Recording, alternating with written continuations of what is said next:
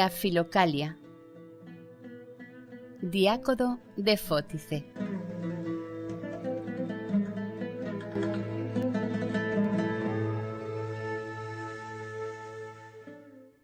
El mal no está en la naturaleza, y nadie es malo por naturaleza, pues Dios no hizo nada malvado. Cuando alguien, por su ambición, lleva al estado de forma aquello que carece de sustancia, esto comienza a ser lo que su voluntad le hace ser.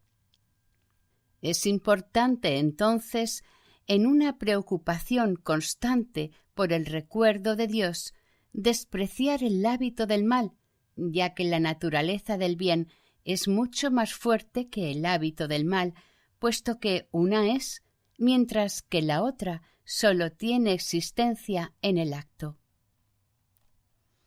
El libre arbitrio consiste en la disposición de la voluntad razonable a moverse hacia su objetivo. Persuadámosla, entonces, a no tener disposición más que para el bien, a fin de destruir en todo momento, mediante los buenos pensamientos, el recuerdo del mal. La ciencia es fruto de la oración y de una gran paz, unidas a una completa ausencia de inquietud. La sabiduría es fruto de la humilde meditación sobre la palabra de Dios y, sobre todo, de la gracia del dispensador, Cristo. Reconoceremos entonces, sin riesgo de equivocación, la calidad de la palabra divina cuando nos consagramos durante las horas en que no debemos hablar a un silencio libre de preocupaciones, acompañados por un ardiente recuerdo de Dios. Escuchad el abismo de la fe, y Él alzará sus olas. Consideradlo en una disposición de simplicidad. Eso es la alabanza. El abismo de la fe, el leteo donde se olvidan los pecados, no tolera ser considerado por pensamientos indiscretos. Naveguemos en sus aguas con simplicidad de espíritu, y así arribaremos al puerto de la voluntad divina. Purificándonos por una oración ardiente, entraremos en posesión del objeto deseado. Gracias a Dios, con una experiencia más plena. El combatiente debe en todo tiempo conservar quieta su inteligencia a fin de que el espíritu pueda discernir los pensamientos que la sostienen, encerrar aquellos que son buenos y enviados por Dios en los tesoros de la memoria y rechazar fuera de los depósitos de la naturaleza los pensamientos funestos y demoníacos. Muy raros son aquellos que conocen exactamente sus propias caídas y cuyo intelecto jamás deja de embelesarse con el recuerdo de Dios. Si su divinidad, la del Espíritu Santo, no ilumina poderosamente los tesoros de nuestro corazón, es imposible que podamos gozarlos con un sentimiento indecible, es decir, con toda disposición. El sentimiento es la captación segura por el intelecto del objeto discernido. Cuando nuestro intelecto comienza a percibir el consuelo del Espíritu Santo, entonces, durante el reposo nocturno, en el momento en que tendemos hacia una especie de sueño muy ligero, Satanás consuela al alma con un sentimiento de falsa dulzura. Si el intelecto se encuentra vigorosamente fortalecido por un recuerdo ardiente del santo nombre del Señor Jesús, y si hace de ese santo y glorioso nombre una arma contra la ilusión, el artesano de la mentira se retira para emprender una guerra abierta contra el alma. El intelecto reconoce entonces el fraude del maligno sin tomar en cuenta que progresa también en la experiencia del discernimiento. El buen consuelo se produce, sea que el cuerpo vele, sea que se disponga a entrar en una especie de sueño, cuando alguien adhiere, por así decir, al amor de Dios con un ardiente recuerdo. El consuelo engañoso se produce siempre, ya lo he dicho, cuando el combatiente es tomado por un ligero sueño, sin tener más que un semirrecuerdo de Dios. El primero, siendo de Dios, viene evidentemente para un alivio profundo, para invitar al amor al alma del combatiente de la devoción.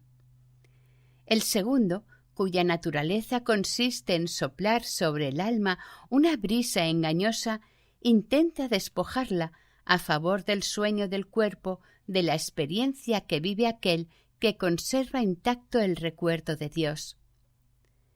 Si el intelecto se encuentra, como he dicho, en un recuerdo atento del Señor Jesús, armado de la gracia y de la fiereza que le da su experiencia, disipa esta brisa de falsa dulzura del enemigo y alegre emprende el combate contra él.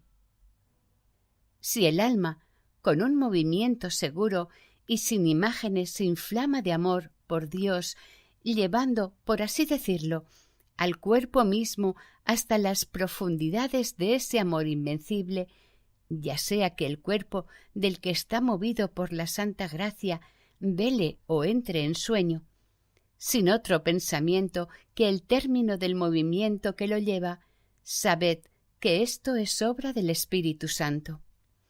Pues colmado totalmente por esta inexpresable suavidad, le es imposible concebir nada en tanto que es raptado por una alegría inexpresable. Si el intelecto concibe en esta moción la menor duda o algún pensamiento impuro, incluso si recurre al santo nombre para rechazar el mal y no únicamente por amor de Dios, es necesario concluir que este consuelo, bajo su apariencia de alegría, viene del mentiroso. Esta alegría indecisa y desordenada es la del que viene para llevar al alma al adulterio. Cuando él ve el intelecto fuerte hundirse en esa experiencia sensible, por ciertos consuelos engañosos conduce al alma para que, relajada por esta llana y cómoda dulzura, no reconozca la mezcla de mentira. Nosotros debemos discernir el espíritu de verdad del espíritu de mentira, pues es imposible gustar íntimamente la bondad divina y experimentar conscientemente la amargura del demonio si no se tiene la certidumbre absoluta de que la gracia estableció su morada en lo profundo del intelecto, mientras que los espíritus malvados circulan alrededor de los miembros del corazón. Esto es lo que los demonios ocultan a los hombres a cualquier precio, a fin de que el intelecto, debidamente informado, no pueda precaverse contra ellos con el recuerdo de Dios. Que nadie espere, a través del sentimiento o del intelecto, una visión de la gloria de Dios. Decimos que el alma, una vez purificada, siente con una sensación inexpresable el consuelo divino. No decimos que se le aparecen objetos invisibles, pues caminamos en la fe y no en la clara visión. 2 Corintios 5:7. Si alguno de los combatientes ve alguna forma íngea o una luz, que no acepte esa visión, ya que es un engaño del demonio, del que muchos, por ignorancia, han sido víctimas y que los ha apartado del camino recto. Es imposible dudar que el intelecto, cuando comienza a ser frecuentemente tocado por la luz divina, deviene transparente por entero hasta el punto de ver su propia luz en alto grado. Esto se produce cuando la potencia del alma se adueña de las pasiones, pero todo lo que se muestra al intelecto bajo una forma cualquiera, luz o fuego, proviene de las maquinaciones del adversario. El divino Pablo nos lo enseña claramente cuando dice que él se disfraza de ángel de luz, 2 Corintios 11:14, que nadie abrace la vida ascética impulsado por una esperanza de tal naturaleza, que su fin único sea llegar a amar a Dios en la intimidad y con toda la plenitud del corazón. La vista, el gusto y los otros sentidos debilitan la memoria del corazón cuando nos servimos de ellos sin discreción. Nuestra madre Eva nos lo enseña. En tanto ella no mira con complacencia el árbol prohibido, guarda cuidadosamente el recuerdo del mandato divino. Es que, todavía al abrigo de las alas del amor divino, ella ignoraba su desnudez. En cambio, cuando ella miró el árbol con complacencia, lo tocó con ambición y finalmente gustó su fruto con vivo placer. Al instante fue presa del deseo de la unión carnal, entregándose con pasión al hecho de su desnudez. Ella se abandonó al deseo de gozar de las cosas presentes, mezclando a Adán en su propia caída por la dulce apariencia del fruto. He aquí por qué el intelecto humano debe recordar a Dios y a sus mandamientos. En cuanto a nosotros, no dejemos de fijar nuestros ojos sobre el abismo del corazón en un recuerdo incesante de Dios, recorriendo esta vida amiga del engaño como si fuéramos ciegos. Es propio de la sabiduría verdaderamente espiritual cortar sin cesar las alas de nuestro deseo de ver. Job, el hombre que sufrió 1000 pruebas, nos lo enseña. Mi corazón corrió tras de mis ojos. Job 31:7. Esta disposición es un indicio de perfecta temperancia. Aquel que en todo tiempo habita en su corazón se aparta por entero de los encantos de esta vida. Marchando según el espíritu, no puede conocer la codicia de la carne. Hace sus idas y venidas en la fortaleza de las virtudes, y las virtudes son las guardianas de la fortaleza de su pureza. Por eso las maquinaciones de los demonios son impotentes contra él. Escaparemos a las tibiezas y a la malicia si imponemos a nuestro pensamiento límites muy estrechos, fijándolo únicamente en Dios. Sólo apoyándose en su fervor, el intelecto podrá liberarse de toda agitación irrazonable. El intelecto, cuando hemos cerrado todas sus salidas por el recuerdo de Dios, exige absolutamente una actividad que ocupe su diligencia. Se le dará entonces el Señor Jesús por única ocupación y para que responda por entero a su fin. Está escrito: nadie puede decir Jesús es el Señor si no es en el Espíritu. 1 Corintios 12:3. Que ella no deje de considerar con todo rigor estas palabras en su morada interior para no desviarse en imaginaciones, pues cualquiera que repita sin descanso ese nombre santo y glorioso en las profundidades de su corazón llegará a ver algún día la luz de su intelecto. Reteniéndolo con cuidadosa severidad en su interior, él consumirá todas las manchas en la superficie de su alma con un sentimiento poderoso. Tu Dios, dice la Escritura, es fuego abrasador. Deuteronomio 4:24. Por eso es que el Señor invita a un poderoso amor a su gloria. Ese nombre glorioso, totalmente deseable, fijado en el corazón, ardiente por la memoria del intelecto, hace nacer una disposición para amar en todo tiempo su bondad sin encontrar impedimentos. He aquí la perla preciosa que se puede comprar vendiendo todos los bienes y cuyo descubrimiento procura una alegría inenarrable. La alegría del principiante es distinta de la de aquel que llegó a la perfección. La primera no está exenta de imaginación, la segunda tiene el poder de la humildad. A mitad de camino se encuentra el apesadumbrado, amado de Dios y las lágrimas indolores.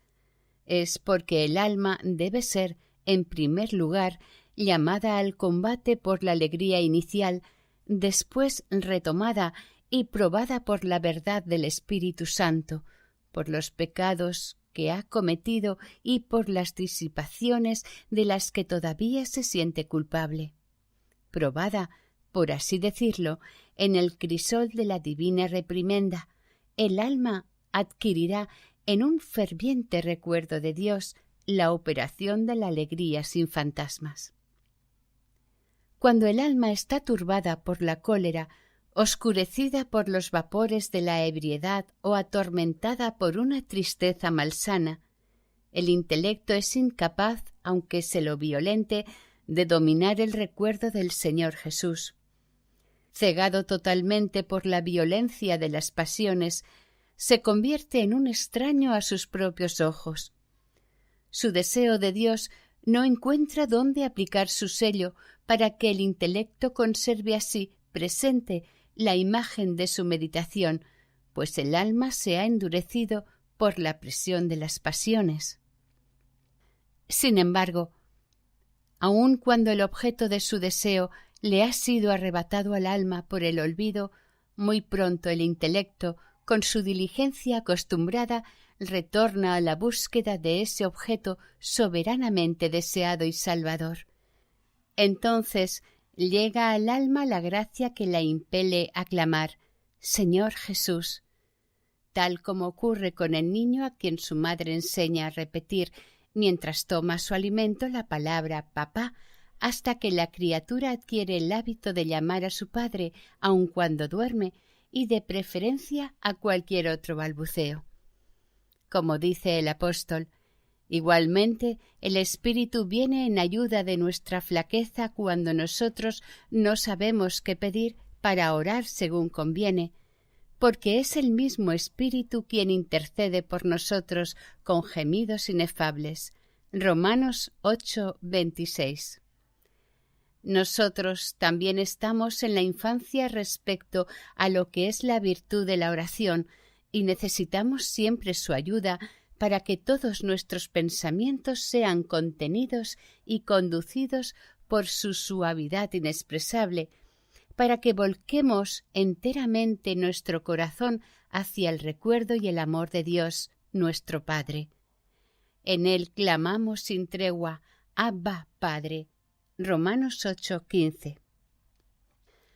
Muy a menudo nuestro intelecto soporta difícilmente la oración a causa de la extrema limitación de la virtud de la oración. En cambio, se entrega con alegría a la teología, dada la inmensidad de los espacios librados a la contemplación divina. Para impedirle que caiga en el deseo de hablar en exceso y no permitirle en su alegría volar más allá de sus posibilidades, apliquémonos más a menudo a la oración, a la salmodia, a la lectura de las Santas Escrituras, sin desdeñar las investigaciones de los sabios cuyas palabras dan garantía de su fe. Haciendo esto, no mezclaremos nuestras propias palabras en el lenguaje de la gracia y no dejaremos por vanagloria que nuestro espíritu se comprometa en la agitación de una verbosidad excesiva. Por el contrario, en el momento de la contemplación le mantendremos al abrigo de toda imaginación y acompañaremos con lágrimas casi todos nuestros pensamientos.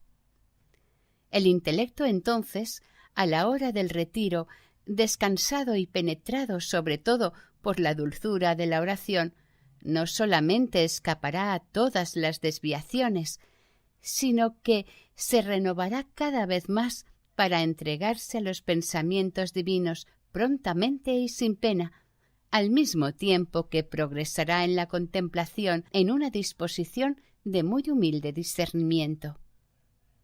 Es necesario saber, sin embargo, que existe una oración más allá de toda libertad. Es la de aquellos que han sido colmadas por la santa gracia en un sentimiento de certidumbre absoluta. Cuando el alma se encuentra en la abundancia de sus frutos naturales, prefiere la oración vocal e inflama su salmodia. Cuando está movida por el Espíritu Santo, salmodia con dulzura y total entrega únicamente en su corazón. La primera disposición está acompañada por una alegría mezclada con imaginación, la segunda por lágrimas espirituales y una alegría profunda, ávida de silencio, pues el recuerdo de Dios, conservando su fervor gracias a la discreción de la voz, prepara el corazón para producir pensamientos mezclados con lágrimas y dulzura. Es entonces cuando se siembran con lágrimas en la tierra del corazón las semillas de la oración en la esperanza de cosechas futuras. De todos modos, cuando estamos agobiados por una gran tristeza, es necesario elevar un poco el tono de nuestra salmodia, haciendo vibrar el alma bajo el arco feliz de la esperanza hasta que esa pesada nube se disipe gracias a los acentos de la melodía. La palabra de ciencia nos enseña que existen dos razas de espíritus malvados. Unos son sutiles, los otros más materiales. Los más sutiles atacan al alma, los otros cautivan la carne por medio de abundantes consuelos. Sin embargo, existe una hostilidad recíproca y constante entre los demonios que atacan al cuerpo y aquellos que atacan al alma, aun cuando comparten el mismo designio de perjudicar a la humanidad. Cuando la gracia no habita en el hombre, ellos anidan en las profundidades del corazón como serpientes y no permiten que el alma dirija la mirada hacia su deseo del bien. Cuando la gracia se esconde en el intelecto, ellos atraviesan las partes del corazón semejantes a nubes con el aspecto de pasiones pecaminosas y multiformes, a fin de arrancar al intelecto de su familiaridad con la gracia, distrayendo la memoria. Cuando los demonios, para turbarnos, enciendan las pasiones del alma, en especial el orgullo, padre de todos los pecados, debemos humillar la exaltación de la vanagloria considerando la futura disolución de nuestro cuerpo. Del mismo modo, debemos actuar cuando los demonios enemigos del cuerpo se dediquen a despertar en nuestro corazón la fermentación de los deseos malvados. Ese solo pensamiento, unido al recuerdo de Dios, basta para anular todos los tipos de malos espíritus. En lo profundo del corazón se generan los buenos pensamientos y aquellos que no lo son. No es que él lleve en su naturaleza los pensamientos que no son buenos, pero ocurre que ha contraído como continuación del primer extravío el hábito del recuerdo del mal, recibiendo la mayor parte de los malos pensamientos de la malicia de los demonios. Pues en aquel que se complace en las ideas que le sugiere la malicia de Satanás y que graba, por así decir, su recuerdo en el corazón, se producirá luego, es evidente, esos malos pensamientos. La gracia, al comienzo, esconde su presencia al bautizado, aguardando la resolución del alma. Una vez que el hombre está enteramente convertido al Señor, entonces, por un sentimiento inefable, manifiesta al corazón su presencia. Después, nuevamente, espera el movimiento del alma. Ella permite a los intentos del demonio penetrar hasta lo íntimo de sus sentidos para hacerle buscar a Dios con una resolución más ardiente y en una disposición más humilde. Cuando el hombre comienza a progresar en la práctica de sus mandatos y a invocar incansablemente al Señor Jesús, entonces el fuego de la santa gracia gana los sentidos más externos del corazón, consumiendo la cizaña de la tierra de los hombres con un sentimiento de certidumbre. En adelante, los ataques de los demonios no llegarán sino a distancia de estos parajes, casi sin herir, arañando apenas la parte apasionada del alma. Una vez que el combatiente ha revestido todas las virtudes, sobre todo la perfecta pobreza, la gracia ilumina por doquier toda su naturaleza con un sentimiento aún más profundo, inflamándola de un gran amor de Dios. Los ataques del demonio se extinguen entonces antes de haber alcanzado los sentidos corporales, y la brisa del Espíritu Santo conduce al corazón hacia los vientos pacíficos, deteniendo los dardos del demonio mientras todavía están en el aire. Si vosotros os mantenéis una mañana de invierno en un lugar expuesto y miráis hacia el oriente, la parte delantera de vuestro cuerpo será calentada por el sol, mientras que vuestra espalda no recibirá ningún calor, ya que el sol no cae a plomo. Igualmente, aquellos que están todavía al comienzo de la operación del espíritu sólo tienen el corazón parcialmente calentado por la santa gracia. Asimismo, mientras el intelecto comienza a producir el fruto de los pensamientos espirituales, las partes visibles del corazón continúan pensando según la carne, ya que los miembros del corazón no están todavía totalmente iluminados por la luz de la santa gracia en lo íntimo y sensiblemente. He aquí por qué el alma concibe al mismo tiempo pensamientos buenos y pensamientos malos, tal como el individuo de mi comparación experimenta al mismo tiempo el golpe del frío y la caricia del calor. Pues desde el día en que nuestro intelecto se orienta hacia una doble ciencia, se encuentra necesariamente produciendo al mismo tiempo pensamientos buenos y malos, sobre todo si ha llegado a la sutileza del discernimiento. Como se esfuerza siempre en pensar bien, el malvado le lleva a su memoria el hecho de que, a partir de la desobediencia de Adán, la memoria se escindió en un doble pensamiento. Por consiguiente, si nos dedicamos a ejercitar con fervor los mandamientos de Dios, la gracia iluminará vuestros sentidos con un sentimiento muy profundo, consumirá nuestros pensamientos y aliviará nuestro corazón por la paz de una inexpresable amistad, disponiéndonos a pensar cosas espirituales y no ya carnales. Es lo que no cesa del producirse en aquellos que se acercan a la perfección y guardan ininterrumpidamente en el corazón el recuerdo de Jesús. El intelecto debe en todo tiempo dedicarse a la práctica de los divinos mandatos y al recuerdo profundo del Señor de la Gloria. Cuando el corazón recibe con una especie de dolor acuciante los dardos de los demonios, hasta el punto de sentirlos clavados en sí, el alma debe aborrecer las pasiones, pues está en el comienzo de su purificación, y si ella no sufre vivamente la impudicia del pecado, no podrá conocer la alegría desbordante inspirada por la belleza de la justicia. Por consiguiente, aquel que quiere purificar su corazón no cese de abrasarlo con el recuerdo de Jesús. Que sea ese su único ejercicio y su trabajo ininterrumpido. Cuando se quiere rechazar la propia miseria, no puede haber un momento de oración y un momento de no oración.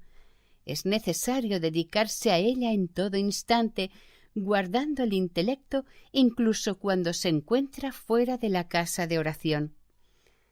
Si aquel que purifica el mineral de oro tan solo apartara un tiempo su hoguera, el mineral que quiere purificar retomaría su dureza.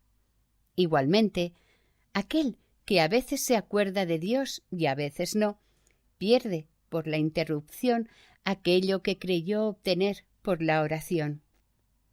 El hombre que ama la virtud es aquel que no cesa de purificar, mediante el recuerdo de Dios, el elemento terrestre de su corazón, a fin de que, poco a poco, lo malo se consuma en el recuerdo del bien y el alma vuelva perfectamente a su esplendor natural y glorioso.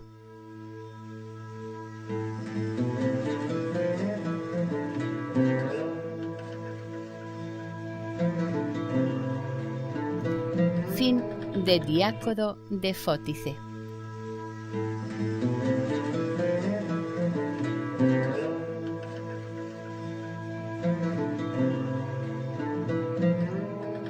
La Filocalia. Barsanufio y Juan de Gaza.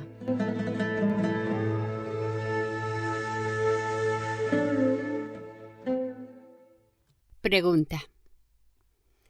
Padre mío, ¿querrías decirme cómo se adquiere la humildad para la oración perfecta? ¿Cómo efectuaría sin distracciones y si es útil la lectura? Respuesta. La oración perfecta consiste en hablar a Dios sin distracción, recogiendo a la vez todos los pensamientos y todos los sentidos. Se llega a ello muriendo para todos los hombres, para el mundo y lo que él encierra. En la oración sólo has de decir a Dios: sálvame del malvado, que tu voluntad se cumpla en mí, y mantener tu espíritu en la presencia de Dios hablándole. La oración se reconoce porque el hombre está libre de toda distracción, con su espíritu colmado de alegría bajo la iluminación del Señor. La señal de que el espíritu ha llegado a este estado es la imperturbabilidad, incluso si el mundo entero viniera a atacarnos. Ora perfectamente aquel que está muerto al mundo y sus placeres.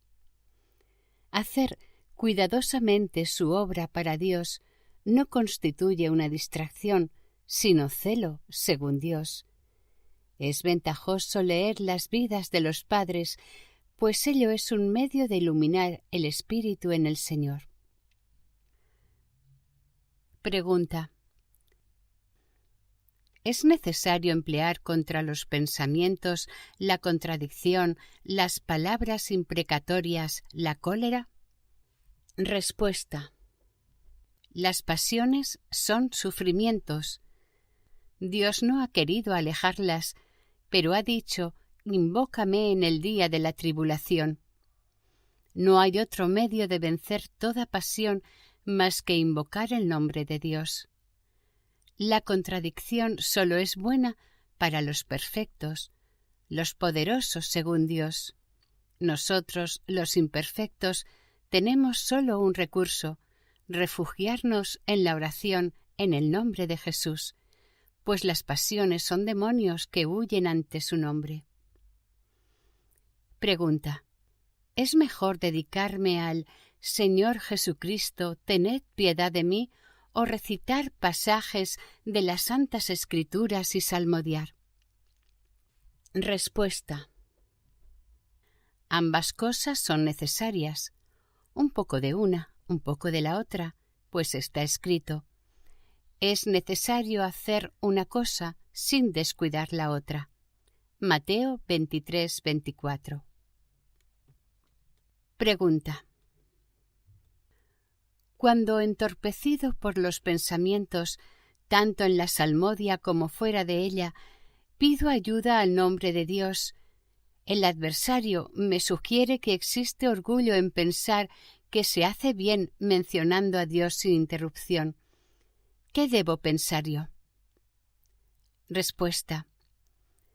Es un hecho conocido que los enfermos necesitan absolutamente al médico.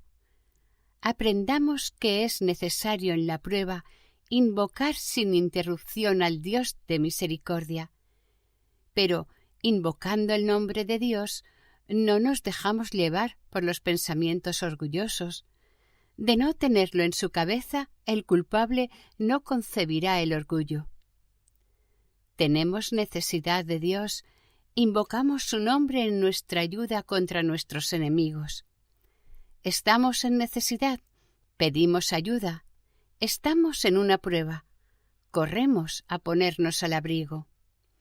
Aprendamos entonces que nombrar a Dios sin interrupción es un remedio que no solamente destruye toda pasión, sino incluso el acto en sí mismo. Mirad al médico.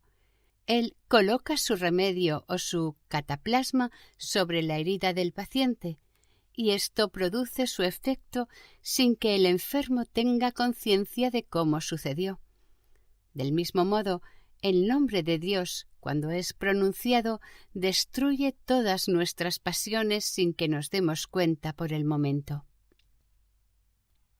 Pregunta: ¿cuando mi razón parece estar en reposo y libre de toda inquietud, es bueno incluso en ese momento dedicarme a la invocación del nombre de Cristo nuestro Señor? Mi razón me sugiere que, desde el momento en que estoy en paz, eso no es necesario. Respuesta: no podemos conceder una paz semejante, pues nos reconocemos pecadores. El Señor dijo: no hay paz para los pecadores. Si no hay paz para los pecadores, ¿qué es entonces esa paz que creemos experimentar?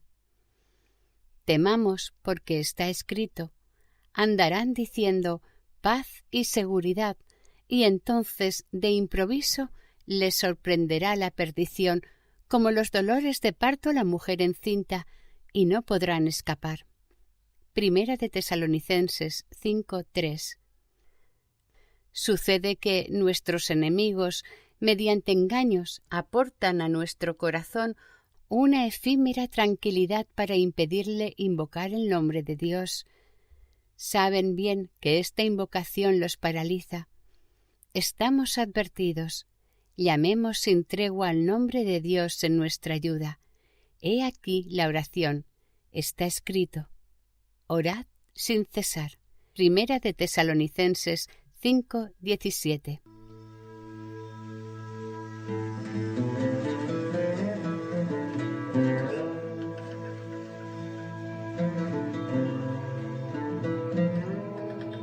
Fin de Barsanufio y Juan de Gaza.